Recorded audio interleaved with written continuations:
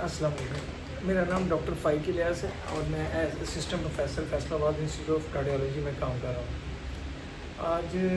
के एक बड़ा कॉमन इशू जो कि हमारी जो फीमेल हज़रात हैं, हमारी जो फीमेल्स हैं, जो मेरी नाज़रीन है जो मुझे सुन रहे हैं तो और देख रहे हैं, उनके लिए है कि ख़ास तौर पर जो लोग प्रेगनेंसी या डिलीवरी के बाद जिन लोगों को सांस चढ़ रहा है, यानी कि लेटे हुए सांस चढ़ रहा है, चलने फिरने से चढ़ रहा है, या रात को सोते हुए मुश्किल होती है, उठ के बैठना पड़ता है,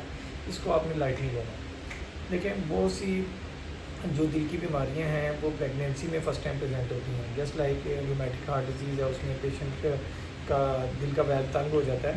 ख़ासतौर पर उसमें फीमेल्स में ये बहुत कॉमन है। तो उसमें ये होता है कि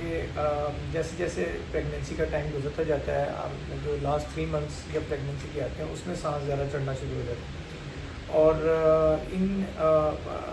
उस सिचुएशन में आपको अपना एवेलुएशन करवाना बड़ा ज़रूरी है, ख़ास करके प्रेगनेंसी के दौरान आखिरी 3 महीने में या डिलीवरी के फ़ौरन बाद।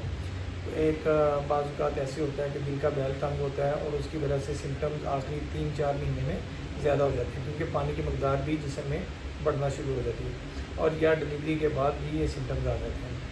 तो अगर आप में से किसी को ऐसे सिम्टम्स आते हैं, ऐसी लामतें आती हैं कि वो पैदल चलने में सांस चढ़ रहा है, या रात को लेटे हुए मुश्किल हो रही है, या आप लेटते हैं तो खांसी आना शुरू हो जाती है और उठ के बैठना पड़ता है और आप कंफर्टेबल हो जाते हैं, तो ये दिल की लामतें हो सकती हैं। अगर इस तरह की लामतें आपको फ़ील हो रही हैं और तो आप अपने करीबी फ़ौरन किसी भी हॉस्पिटल में जाएं, वहाँ जाके एवेलुएशन करवाएं, या करीबी किसी भी दिल के डॉक्टर को दिखाएं और प्रॉपर एवेलुएशन कराएं। और